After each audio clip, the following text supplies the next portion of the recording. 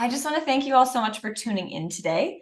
I'm so excited for this event. We're going to dive into learning about the most important things that a founder needs to think about as they manage in order to set their organization up for success as it grows. So important.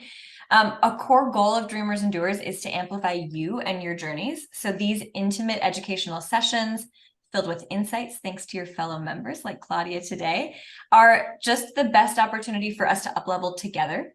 So before we officially begin, I just want to share a bit of background on our esteemed expert today, Claudia Richman, who started her career in finance and advertising. So she learned firsthand how a great manager can really uplift their employees. She herself benefited from a manager who recognized her skills and her interests early in her career and then guided her on her career path. Claudia went on to become a manager herself, and then a member of senior leadership, and eventually COO in organizations in the advertising and technology industries. So doing right by the people she leads has always been her top priority. In 2020, Claudia started We Grow Forward, an organizational design and change management consultancy that specializes in helping entrepreneurial and creative companies plan for and navigate growth. We are so excited to learn from your expertise today, Claudia. We also know how valuable your time is, and we're just so grateful to you for investing in Dreamers and Doers in this way. So with that, I will hand it over to you. Hi, everybody. I'm going to start sharing here. First, I have to give a caveat of I am in a room with a giant dog and a needy cat who has already made one appearance here and will probably be back on the desk at any minute. And I just want to invite you to ask questions at any point throughout this. When I teach and when I present, it's very conversational, and we all have as much to learn from each other as I have to teach. So I'd love to hear about your journeys and managers and leaders who've impacted you and really make this a conversation. So please come off mute and just ask a question or use the Zoom hand raise or throw something in chat, but I'd love to keep talking. Originally, my partner Heather was going to do this talk with me, but she had a lot of life hit her in the face this week. We have a pet theme today, it seems, and someone in her family was carjacked and their puppy was in the car, and the puppy happily was found today. But that was the latest inciting incident that took her away from all things work, as it should, yesterday. So everyone is safe and well, but she's got a lot of stuff going on right now. So she is not with us. But I'm going to introduce us both so you can kind of see where we come from, how we came together to do the work we do, and why we're so passionate about it. So as Nicole said, I'm the founder of We Grow Forward, which is an organizational design and change management consultancy. And I work with small entrepreneurial, technical, and creative companies, helping them figure out how to grow and scale. And in doing that, I realized that most of them needed a manager tier, and ended up partnering with Heather to build out Starling Training, which is a company that offers remote synchronous manager training. And we've recently launched consultant training. And what that does is it helps individual contributors, software developers, creatives, people who work with clients, think about themselves as someone who helps build the business that they work for, even if it's not their business. So how can they take a growth mindset and really focus in on their clients' problems and not just be like, oh yeah, they were complaining about this, but here's an opportunity we could pursue to grow our business. So thinking about how you put that hat on, which is something we'll talk about a bit today too. So together with Heather, who really comes at things from a very individual perspective, where I focus on the organization, she's a coach. She's a people person, much more focused on the individual human side. So we kind of come at it from, I'm looking at the systems and the organization, and she's looking at the individuals. So together we brought together our superpowers, and we focus on making organizations more human and humans more organized. So me from the organization's perspective generally, and her from the people perspective. As Nicole said, I was a COO, I was a project manager. I speak flowcharts and efficiency and optimization, and had to really learn how to bring people into this work. I did a master's in learning and organizational change, and that's where I really learned that it goes so much better if you bring people with you and if you think about their motivations. And Heather really keeps me in check on that and brings that out more and brings in different perspectives. So I think we're a really great team. So we met 7 years ago when we were working together at the software consultancy that I was COO of. And we left in 2020, like so many people did, just had a change of career then, left to do our own thing. And we started our manager training program in 2021 and formally launched Starling Training at the beginning of this year. We both do a lot of work with leadership teams. I do a lot of retreats facilitation. We do things around team formation. She does a lot of work one-on-one with leaders and bringing up executive profiles and helping them become more effective. So what I'm going to go through today is just some of our perspective on leadership and management, how they're the same, how they're different, and things to be thinking about. So there's 5 elements of emotional intelligence, and that's really what we ground everything we do in. And these 5 elements are self-awareness, self-regulation, empathy, motivation, and social skills. And these are all things that are very important as a leader to think about. So I challenge all of you to think about ways as a leader that you can increase your self-awareness, practice self-regulation, bring empathy to the forefront, tap into your team members' motivations, and build your social skills. And the easiest thing to do is to ask for specific feedback from people you interact with most. So getting outside perspectives, because you don't see yourself the way others see you. So I challenge you all, once we're done today, to think of someone to ask for feedback. It could be someone who works for you, someone in your organization, a customer, and just ask, how did I come across in that meeting? Or are there things I could do differently to better engage people and bring people into conversations? So I'm going to leave that in the background. This idea of emotional intelligence is really the foundation of all we do. And I think the foundation of being a great leader or a great manager.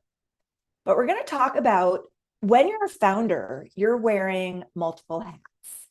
And I think the most important things to do as a founder, the most important roles to play are visionary, catalyst, and manager. And these are very different things. And we're going to talk about each of these. And I want to acknowledge that switching between these can be very exhausting. So we're going to talk a little bit about how do you take care of yourself as you're doing this as well. But we're going to share some tips and areas of focus to prioritize as you're wearing these 3 primary hats. I'm curious if there are any roles that you feel are equally important or other things that consume a large piece of your time. So if you want to jump off mute or pop in the chat with any other roles that you feel you play a lot as a leader.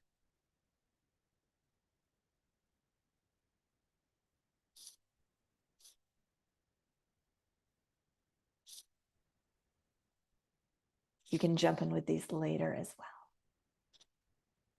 We're going to start talking about the role of visionary. So as the visionary, there are 3 things that you need to do to help ensure everybody knows where you're going. First, clarity. So really understanding and being able to verbalize where you're going and why it's important. Fire putter outer. Yes, there's a lot of that. And I think we'll talk about that in the catalyst category. I think that's gonna fit in there. So it's about clarity. So really being able to articulate in a way that's repeatable, that others will understand. That's a concise elevator pitch of where you're going and why it's important to get there. So what's the mission behind what you're doing? What's the why? And then KPIs are how you know if you're getting there. What can you measure and what can the data teach you? And one thing I think is really important to be aware of is it's important to only measure what matters and not drown in data. So many times with all of the data that's available to us, with all the tracking that you have on every digital property you have, you can swim in data. There's so much of it. And creating elaborate dashboards and having great reports of everything. If you're not doing anything with it, if it's not teaching you anything and you're not responding to it and it's not informing your decision making, stop bothering with it. If it's passive collection, fine. But if it's something that takes time to make a report that no one's looking at, don't do it. So if you've got months worth of data that you've never looked at, just make that one less thing to do. And if it's not something that's important to you, stop saying, oh, I should be paying attention to this. So give yourself permission to just focus on what's important with your KPIs and to create some way that your company can see how you're performing. If it's a dashboard, if it's a report, if it's just some sort of a readout that they know where you're going. That transparency can be very motivating. It can also help them see when things aren't going as well. So they know that they need to crank things up. Or with a lot of the companies I work with, this year they've had to do layoffs. And by being able to show the data, it lets people see that things aren't all great. So things aren't a cold, hard shock. Communication, I think, is the most important thing here. And I would advise you to err on the side of over communicating and use multiple channels. Some people absorb through reading, some people listen, some people need one-on-one conversations. And I was in one of the other Dreamer sessions that I attended on marketing. They said that it's like close to 70 exposures to something before people really react and sink in. And that really hit me. And that also follows with internal messaging. So maybe not 70, but that repetition is very important. And letting people see things in a lot of different formats is going to help them understand. So this is something that, yeah, Nicole, that number just slapped me in the face. And I was baffled by that. Yeah. So one thing we spend a lot of time on in our manager training program is communication preferences. Not everybody absorbs things the same way. So we talk about how to recognize individuals' communication preferences and tailor your messages so they're heard as you intended. And easy ways to do some of that is you may be somebody who just really likes data and wants to get straight to the point and doesn't do a lot of small talk before things. Whereas someone else you work with may need a few minutes to warm up, may really value connection and think about how it impacts other people in the group. Those are two very different communication styles. So you would approach them differently. You would approach somebody very data-driven with bullet points and highlights and what results this is driving. Where somebody who has a more social leaning communication preference, you may talk about the impact that their behavior could have on the group or the results that your product has to the greater good. So thinking about the different ways that people absorb and are motivated is very important. One thing that I really want to stress, and this is something I learned the hard way, that as a leader and as a founder, it's really important to share what you're working on and your efforts and your results. There are so many things that you do that no one will know about if you don't tell them. And they think you're just like going out for coffee. Meanwhile, you've been launching a great recruiting strategy that's resulted in the demographic makeup of your company totally changing and increasing diversity, which was one of your goals. But if you don't tell them, they're only going to see, one or two new hires come in and don't realize the proportional change that's made.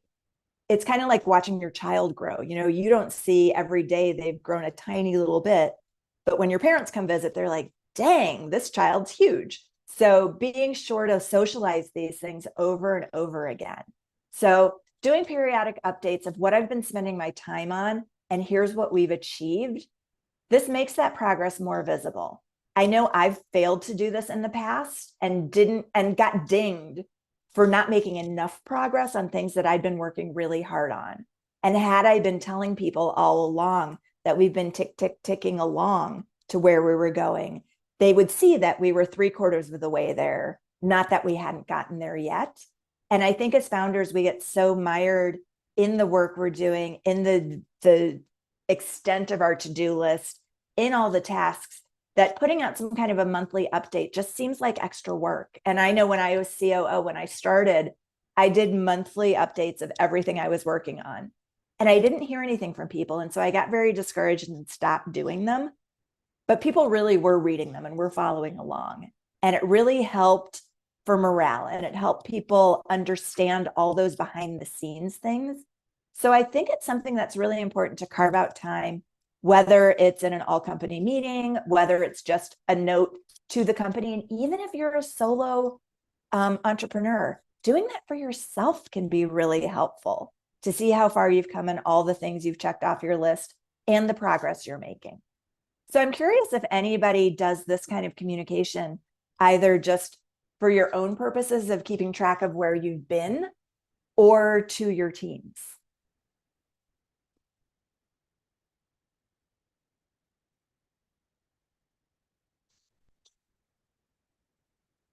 That's something I definitely recommend on a project basis. Yeah, I think it's also important at the end of projects to show that.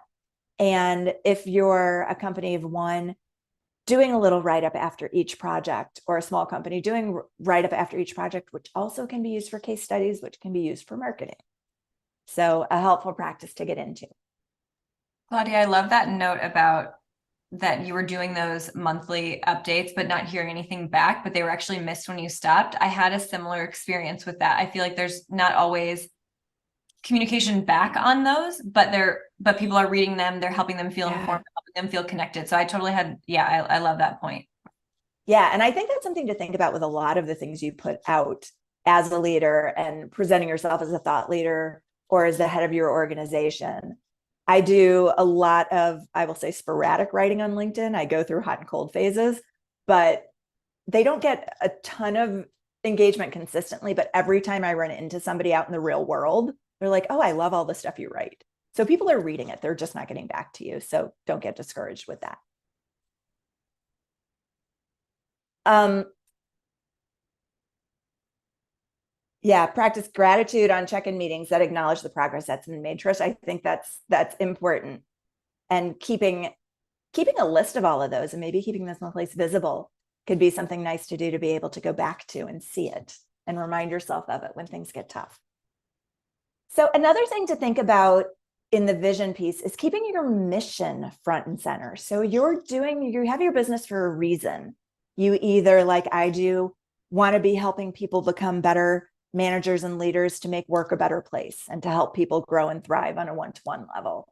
You might be selling a product that solves a problem in the market or creating a different service.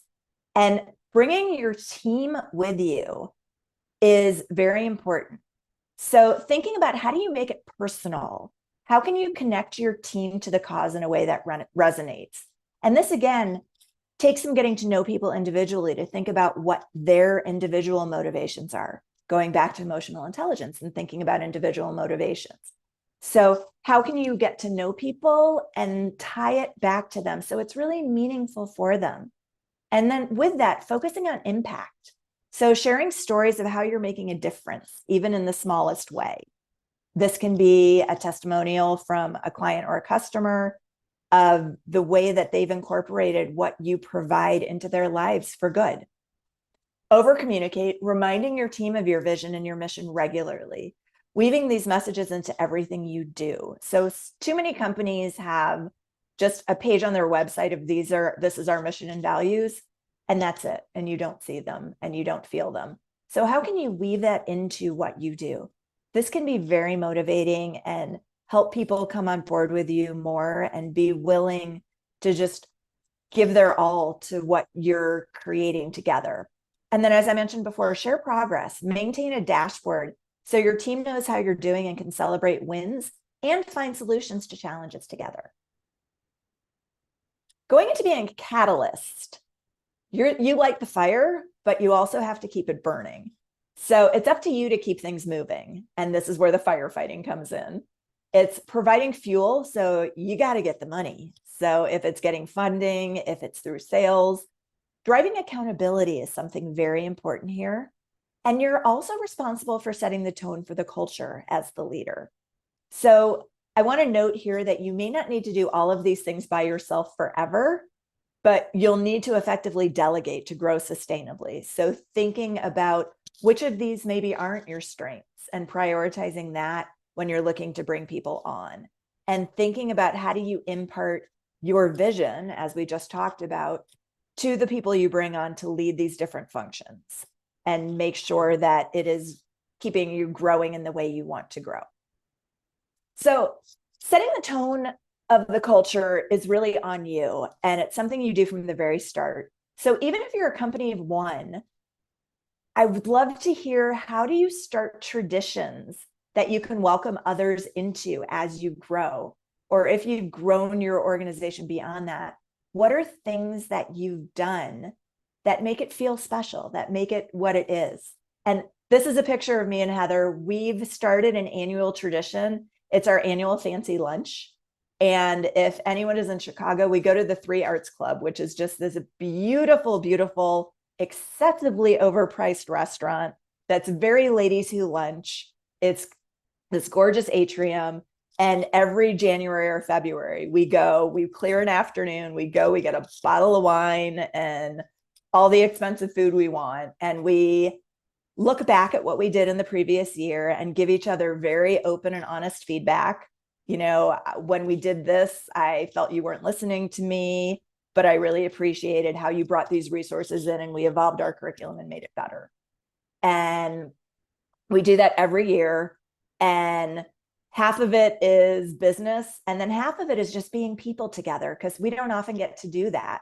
We were friends before we became business partners, but the business partner part of it really takes things over when we're together now, because there's always so many things we have to do that we use this as a time to just like talk about life.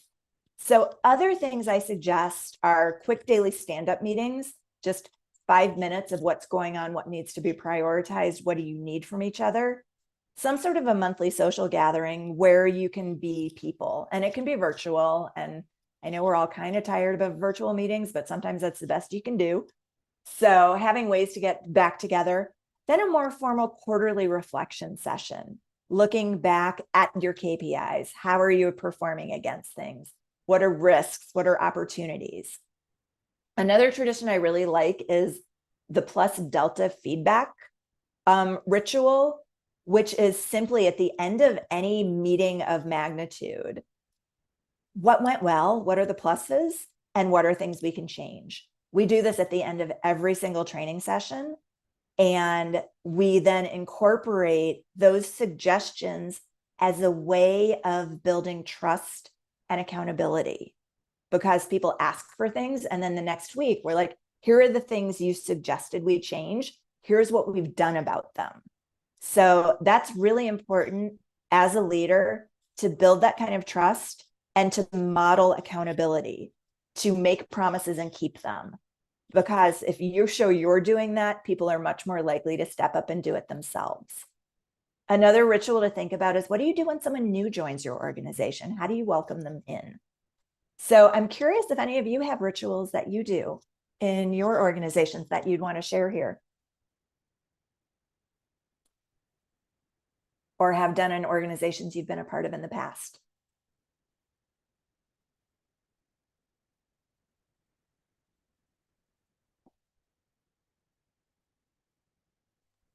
You know, something interesting that actually the Dreamers and Doers team has just started doing, because we're a totally remote team, is we do like a weekly asynchronous Monday morning sort of check-in. And it's really nice because it is asynchronous, but it's on Monday morning. It's whenever anyone's Monday morning is across the country.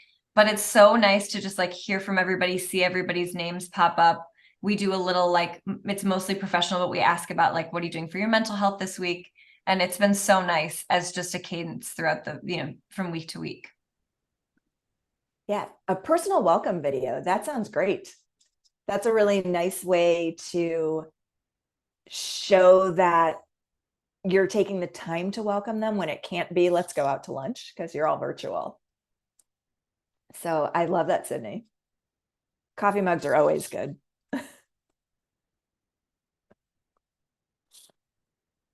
So the other piece of being a founder is being a manager. So all leaders are not managers. You can certainly be a leader without managing people. And you can certainly be a manager, but not be a leader. Start my meetings with the word of the day for everyone to say what word describes how they're feeling. I love that. I also use a resource called the color wheel, the feelings wheel rather, which gets more and more granular about feelings. I'll put the link in the chat at the end, but it's a really interesting way to be very specific in how you're feeling. It's a great tool that I teach, and I'm getting catted. There's her cue parts, and now she's going away. If you have people working directly for you, you're a manager. So I think that's an important thing to think about. Very often, founders don't take on that manager mantle comfortably. They're very focused on the business and not as much on the people. So I like to really emphasize that if you have people working directly for you, you are a manager. And this is another very important opportunity to set the tone in your organization and to demonstrate what being a great manager looks like, which is important if you're considering growth. If you want to grow, you're going to need more managers. And very often people do not have good role models of being a manager. So it starts at the top, and it's a very important opportunity to imprint on your company what support for employees looks like. Looking at the chat, Focus Fridays. I do Focus Fridays as well. That's a really important way to just have time to sit down and do work and not be distracted with meetings and get shit done. So I'm curious, how many of you, just we can do a show of raised hands, have had a great manager before? Good. Are there things, what did they do that made them, that stood out to you and made them a great manager? Anything you can pinpoint?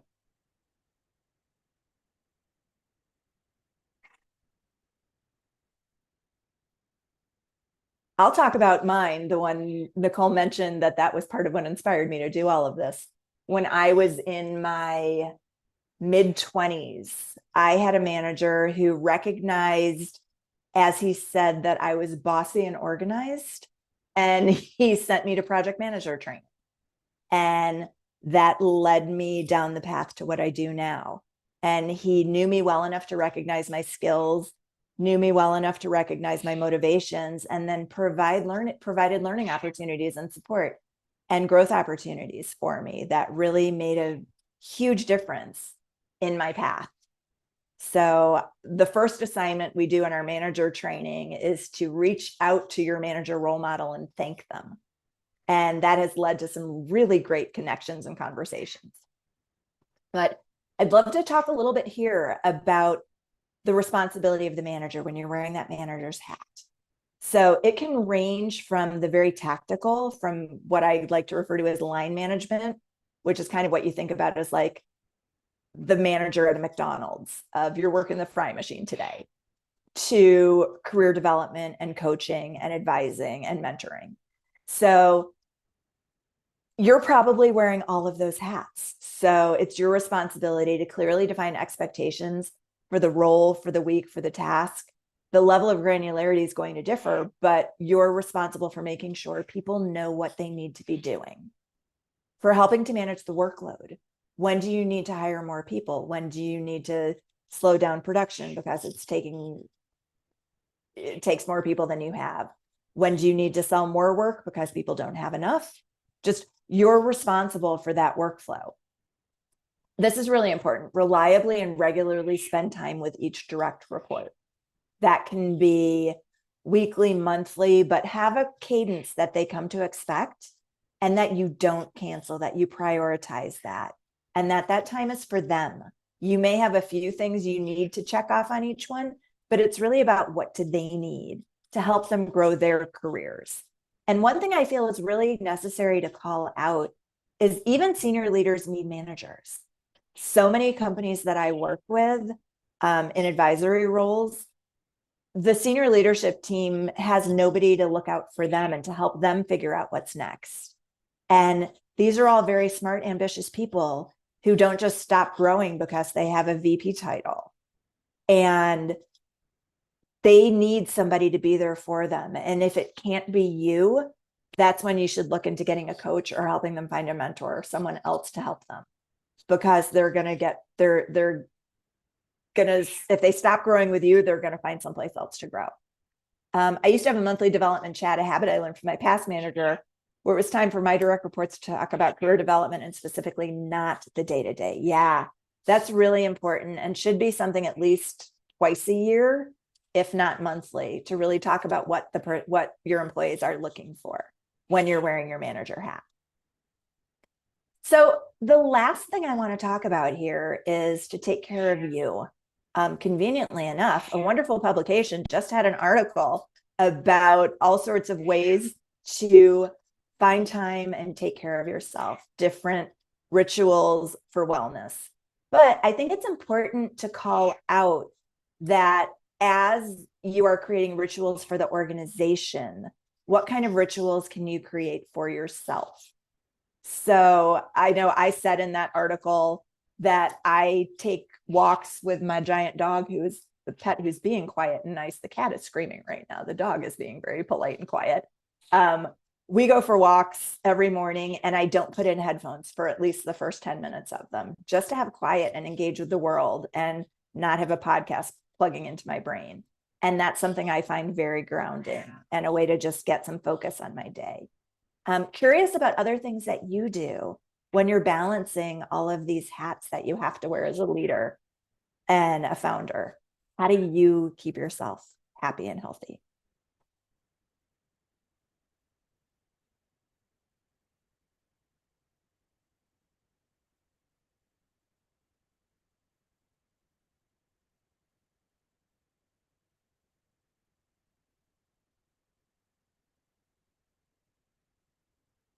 Any other ideas? Therapy is a good one. Exercise is a good one. Just penciling in time with others. I spend a lot of time in this room by myself, but trying to get out for coffees with people. Yeah, hobbies outside of work. I'm going to be going to the pottery studio later this afternoon to get my hands dirty and do something not like what I do in my daily life. Friday save for hikes with your co-founder. I love that. Yeah. So with that, that's the end of what I had prepared to talk about today. I'd love to open up to any questions. I will also put this offer on the site, but if you want to talk through where you are in your journey today and where you want to be going, I'd love to talk. And we do offer the manager training program, which we have a cohort for. Usually companies bring us in to do it, but we're launching a cohort for individuals in January. So you are more than welcome to be a part of that. And I am always down for coffee and for walks. So I'm going to stop sharing so I can see all your faces. But if there are any questions you've got or other topics you want to talk about here.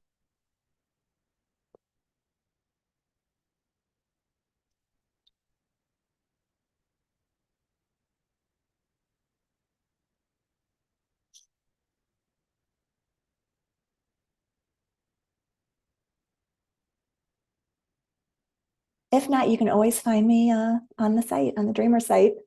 And it was lovely seeing all of you and talking with you all today.